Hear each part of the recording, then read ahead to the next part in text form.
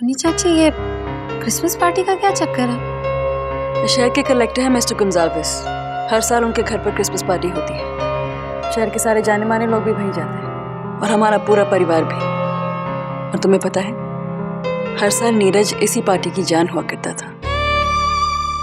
ऐसी रौनक लगाता था कि सबको बस उसी का इंतजार रहता था। इस साल नीरज नहीं होगा, उसकी कमी सबको खलेगी।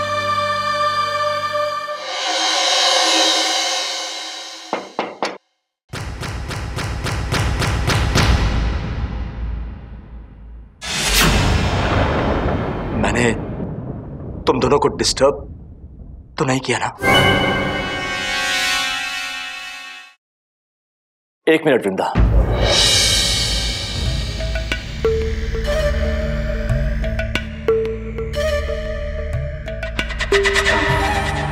I'm sorry. I mean, संध्या, मुझे तुमसे भी बहुत जरूरी बात करनी है और अच्छा है कि सुनी भी यहीं पे है, क्योंकि मैं तुमसे जो कुछ कहना चाहता हूं, मैं चाहता हूं कि मेरी कही हुई हर बात की गवाह सुनी भी बने। संध्या, मैंने तुम्हारे साथ जो कुछ भी किया उसकी सजा तुम मुझे दे चुकी हो, पर अब बस करते हैं संध्या। I mean, तुम्हारी मेरी ये जो लड़ाइयां चल रही हैं, इसे बंद करते हैं ना। पिछले दिनों जो कुछ भी मेरे साथ हुआ, जो कुछ भी मुझ पे गुजरी है, उसके बाद मुझे एहसास हो गया है कि मैंने जो कुछ भी तुम्हारे साथ किया उसमें गलती तुम्हारी बिल्कुल नहीं थी। सारी गलती तो मेरी थी संध्या। और मैं सच कह रहा हूं, मेरी बात का यकीन करो, मुझे इस बात का दिल से बहुत पछतावा है। और आज मैं तुमसे वादा करता हूं, आइंदा कभी तुम्हारे रास्ते में नहीं आऊंगा, तुम्हारे खिलाफ कभी कुछ नहीं कहूंगा। I'm sorry। मैं बस चाहता हूं कि तुम मुझे एक मौका दे दो और मुझे माफ कर दो। और युवराज भी यही चाहता है। आप तो बदल जाएंगे, लेकिन क्या आप मेरे पापा और नीरज को वापस ला सकते हैं? जो गुनाह आपने किए उन्हें बदल सकते हैं?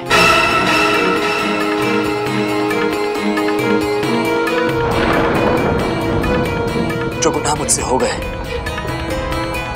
उसे तो मैं नहीं बदल सकता, लेकिन हाँ,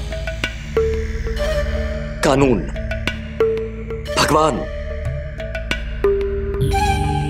या तुमसे जो भी सजा मुझे मिलेगी, मुझे वो मंजूर है। इनफैक्ट मैं तो तुम्हारा शुक्रिया अदा करना चाहता हूं। तुमने डीके नाम के जानवर को इंसान बना दिया। सत्य, मुझे माफ कर दो।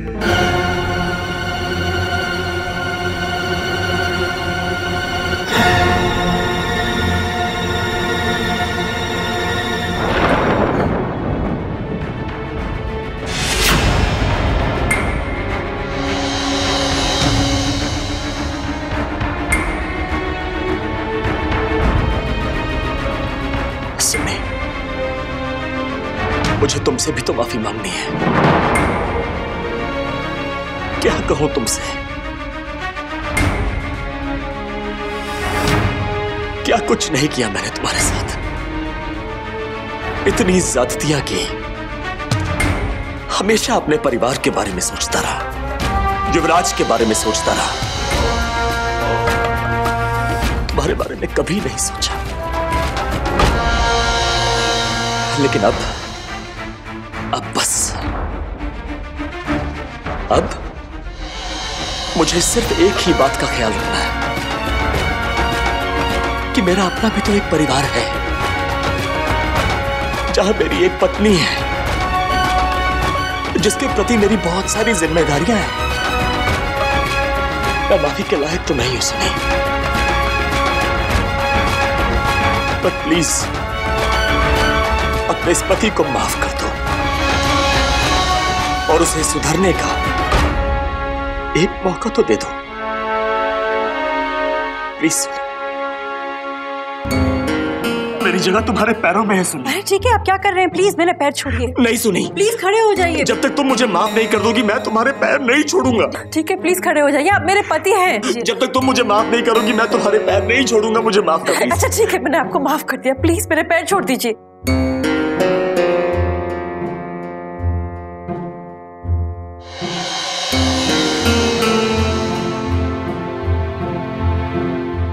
एक तुम हो सुनी जिसने मेरे आंसू देख के मुझे माफ कर दिया, और एक मैं हूं जिसने कभी तुम्हारे आंसुओं की कदर तक नहीं की। सुनी, मुझ जैसे इंसान को जीने का कोई हक नहीं है। अरे मुझ जैसे इंसान को तो मर जाना चाहिए। कोई हक नहीं है मुझे जीने का, कोई हक नहीं है मुझे जीने का।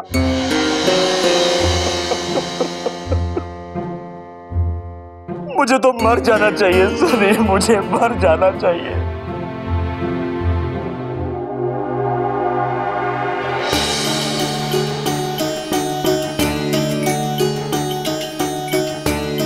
मुझे माफ कर दो सुनी, मुझे माफ कर दो सुनी, मुझे माफ कर दो सुनी। I am sorry, I am sorry.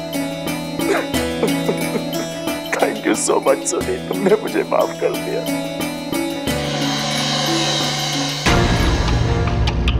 Thank you सुनी, थैंक यू सो मच सुनी, तुमने मुझे माफ कर दिया सुनी। Thank you so much, thank you.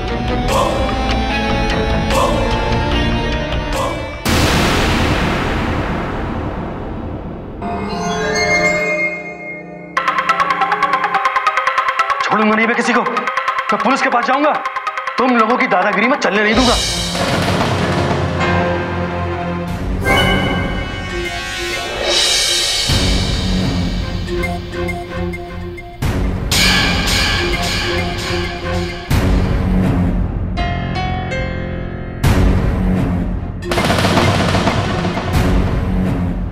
सही कहा था, ये अपने किसी काम का नहीं।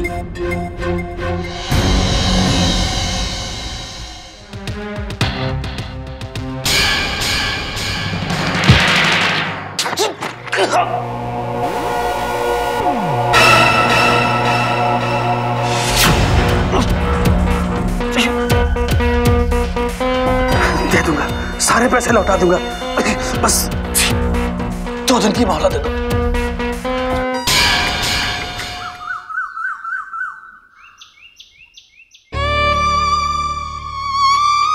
आज गुंजाल्विस अंकल के घर में क्रिसमस पार्टी थी। सब बहुत खुश थे, लेकिन सबको मुझसे एक शिकायत थी कि मैं हर साल की तरह अपने मूड में नहीं दिख रहा हूं। लेकिन मैं उदास क्यों था ये मैंने किसी को नहीं बताया। किसी को भी नहीं बताया कि मैं संध्या को मिस कर रहा हूं। नहीं बताया कि उसके बिना मुझे कुछ भी अच्छा नहीं लगता। उसके बिना मैं खुद को भीड़ में भी अकेला महसूस करता हूं। तभी सुन्नी चाची ने मुझसे आकर पूछा कि मुझे देखकर लगता है जैसे मैं किसी से दिल लगा बैठा हूं। और मेरा विश्वास करो, उस पल मुझे पहली बार एहसास हुआ कि मैं संध्या से प्यार करने लगा हूं।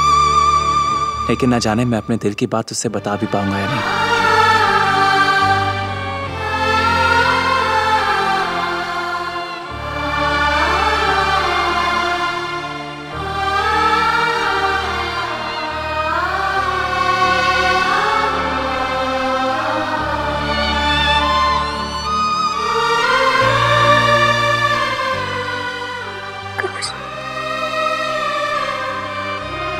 काश तुम मुझे अपनी दिल की बात बता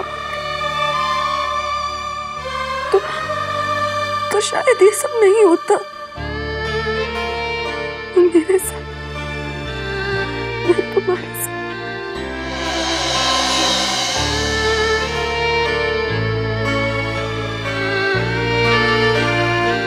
संध्या,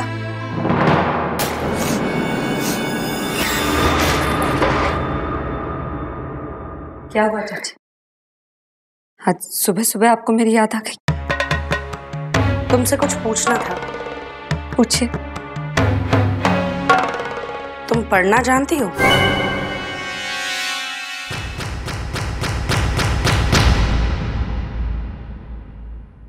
नहीं। क्यों? नहीं, वो नीरज की डायरी तुम्हारे पास है।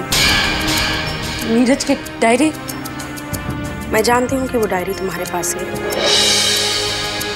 इनफैक्ट घर में सबको पता था कि नीरज को लिखने का कितना शौक था। ये घर वालों ने तो नीरज का सारा सामान जला दिया था, तो फिर ये डायरी तुम्हारे पास। खैर छोड़ो, मुझे नीरज की डायरी से क्या लेना देना। मैं यहाँ पर उसकी डायरी लेने नहीं आई हूँ तुमसे। मैं तुमसे कुछ पर्सनल बात करने आई हूँ संध्या।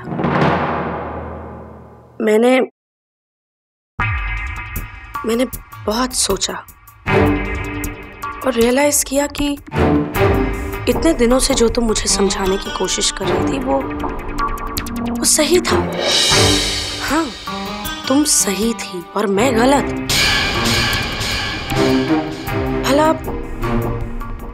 भला तुम्हारी मुझसे क्या दुश्मनी? तुमसे उलझकर मुझे क्या मिल जाएगा? उल्टा मेरा तो नुकसान ही हो रहा है। इसीलिए मैंने ये फैसला लिया है कि अब मैं तुम्हारे रास्ते की रुकावट नहीं बनूंगी। बस बदले में एक रिक्वेस्ट करना चाहती हूँ। मेरे पति और मेरी बेटियों को नुकसान मत पहुंचाना। उनके साथ कुछ बुरा मत करना प्लीज। जागीरदार परिवार की जायदाद में से मेरा जो हिस्सा बनता है, जो भी हिस्सा मेरा बनता है, बस वो मुझे दिलवा दो। मुझे और तुमसे कुछ नहीं चाहिए।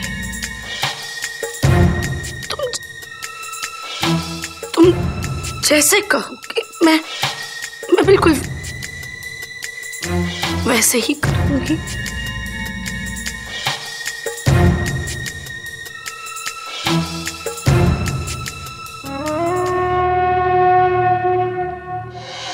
सुनो, नीरज की डायरी मैं नहीं लूंगी उसे, घबराओ मत। मैं जानती हूँ कि नीरज की डायरी तुम्हारे लिए बहुत मायने रखती है। उसकी यादें जुड़ी हुई हैं, उससे संभाल कर रखना। नीरज की आखिरी निशानी मैं किसी से नहीं कहूँगी।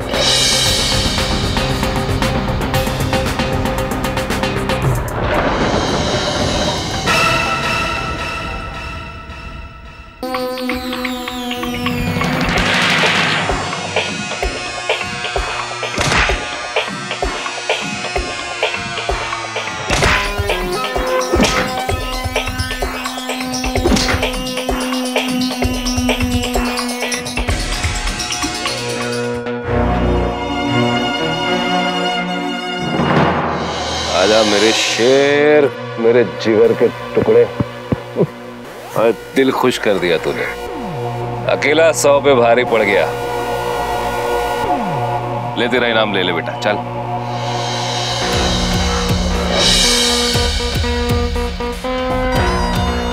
जितना जी चाहे ले ले बेटा।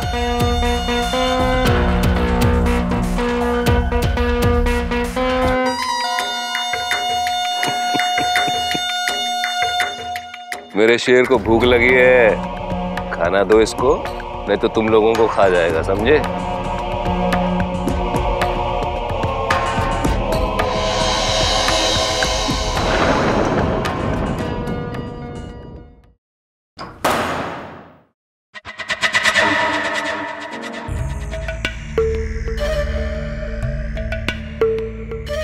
Good morning. ये आप क्या कर रहे हैं? सुनी, मैंने डिसाइड कर लिया। आज के बाद मैं वो सारे काम करूंगा जो मैंने आज से पहले कभी नहीं किए। जैसे कि सुबह सुबह अपनी पत्नी के लिए बेड टी मैं खुद बनाऊंगा। ये कुछ ज्यादा नहीं हो रहा है? नहीं, बिल्कुल ज्यादा नहीं है। आओ ना, बैठो। बल्कि मैं तो कहूंगा कि ये तो शुरुआत है। सुनी, ये सब तो नॉर्मल चीजें हैं, पर मैंने कभी कुछ किया ही नहीं। और वैसे किसी ने कहा है कि पत्नी की सेवा करने से प्यार बढ़ता है, और तुम्हारे मेरे प्यार की तो अभी अभी शुरुआत हुई है। सुनी, खैर छोड़ो, बोलो शक्कर कितनी लोगी? नहीं रुकिए, मैं बनाती हूँ चाय। वो क्या है ना, आप इस तरह बिहेव कर रहे हैं तो मुझे थोड़ा डर लग रहा है। कहीं आप मेरे साथ कोई खेल तो नहीं खेल रहे हैं? क्योंकि मुझे इतने प्यार की, स्पेशली अपने पति से, बिल्कुल आदत नहीं है। तुम्हारा सोचना बिल्कुल ठीक है सुनी। मैंने कम ज्यादतियां नहीं की हैं तुम्हारे ऊपर। तुम्हें अंदाजा नहीं है कि तुम्हारी बातों का मुझ पे क्या असर हुआ है। सुनी, तुम बताओ, ऐसा क्या करूं कि तुम्हें यकीन आ जाए कि इस बार मैं दिल से चाहता हूं कि तुम्हारा मेरा रिश्ता ठीक हो जाए। तुम जो बोलोगी मैं वो करने को तैयार हूं। बताओ क्या करूं मैं? फिलहाल आप ये चाय पी लीजिए।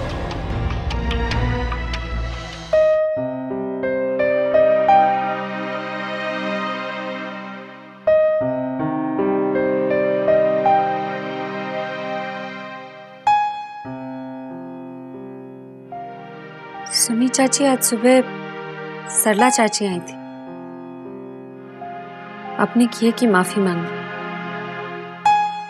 और उन्होंने ये भी कहा कि आइंदा कभी भी मेरे रास्ते में नहीं आएगी।